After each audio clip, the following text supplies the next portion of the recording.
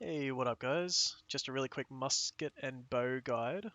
This might be a little bit different from most of the standard builds that you see, but there wouldn't be much of a variation from it. But we'll try to get this video smashed out as quick as possible, and I'm kind of winging this, so forgive me if I stutter a bit, but let's get straight into it. So we'll start off with the weapons. We got the lasbow, which is a given. I would trade enchanted for anything else though, if you have the option, like keenly empowered or uh, just like anything really, keenly jagged. Uh, as for the gem on it, I recommend if you're practicing, start with diamond, especially if you're playing on the walls. Reason being is because it's more reliable if you're still new to playing this build on the walls. You're going to find yourself rolling off the wall every now and then if you're not used to it. But when you are used to it, sticking in the opal, you'll be good to go. Infamy is the obvious pick for this. There's not many more muskets out there that are any better than this, but this is just easy to get. The gem selection, you can choose between either the aquamarine for the ice damage or the topaz for the lightning damage.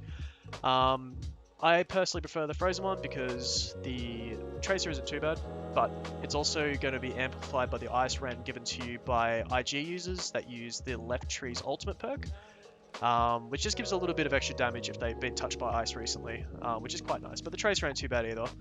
The benefits of the lightning gem though, the topaz, is that the tracer is slightly harder to see, and nobody's going to be running topaz gems on their armor for lightning resistance. Moving on, you'll notice I have emeralds and everything that I can. That's just thrust resistance, simply because your biggest threats are musket and bow. Musket for wars, bow in open world PvP. Or OPR, and we'll just go from the top. So the biggest two things is the two item perks. So you got the empowered shooting stance, which is a big one, don't need to say much about that, and then you got the crippling bow turn, same thing, not much to be said about that. Now the biggest perk I prioritize in this is refreshing. That's simply to maximize my DPS, and most people may say like, hey, why not refreshing evasion? It's because refreshing evasion only works on the currently equipped weapon. 90% of the time you'll be on your musket shooting people. That won't affect your bow's cooldowns, which is what you need cooldown reduction for. Because you're only using your bow for its abilities, you should only be left clicking with your musket. That's how this build plays out. Now, the other perk would be resilience. Try get that where you can, but if you're looking for shoes, I highly recommend going for the wizard shoes. Shirking energy, godsend. Refreshing, needless to say, need it. Elemental aversion, however, that actually procs off the musket's gem damage on a standard attack, so that's actually really nice to help you deal with those musket users. As for the chest, you probably noticed I had Fortify Rain arrows. That is a bonus, that is not a necessity, so if you can get this exact 3-slot item perk, that's beautiful. Get it, but it's not a necessity. Refreshing and resilient should be your number one priority when it comes to this.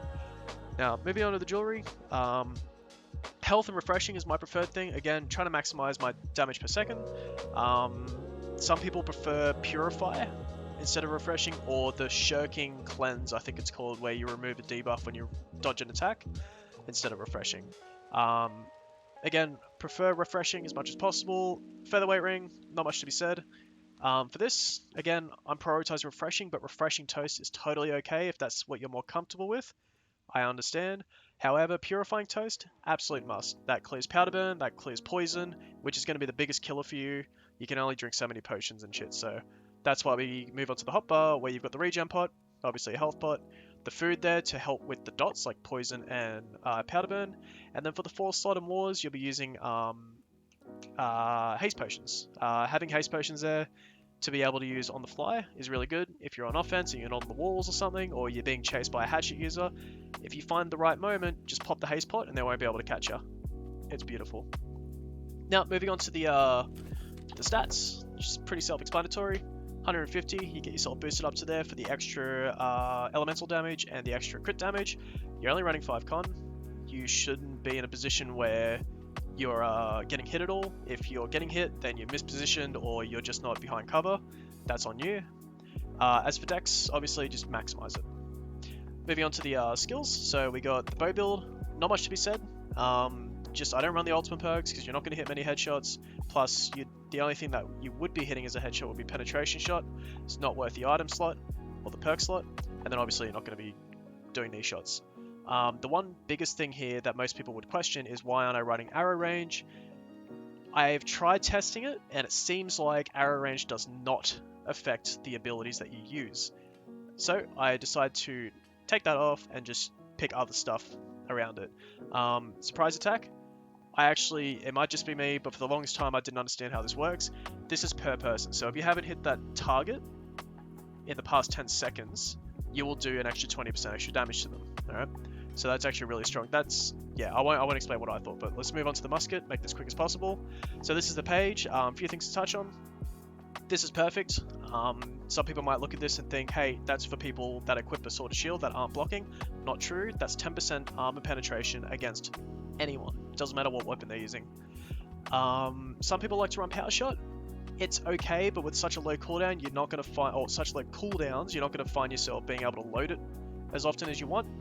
Instead, you're using stopping power because you don't actually need to load it into your gun. So let me show you an example of that before we wrap up the video. So power shot, you'd have to load your gun like this, just like powder burn, and then shoot. However, with stopping power, you just press the ability. Absolutely no reason to load it. So that's a free bit of extra damage, 120%. It knocks them back, so it's good for self-peeling, and it also applies an exhaust, which is quite nice considering it's 8 seconds. But yeah, that's pretty much it, guys. Hope this video was nice and quick, and I hope you all learned something. This is a build guide, not a gameplay guide. Stay tuned for the gameplay guide, because that will come eventually, and it'll be much more refined than this improvised video. If you learned something, guys, please drop a like, please drop a subscribe, and if you have any more questions, please head to the comment section and ask me. I will get back to them as soon as I can. So yeah, thanks, guys.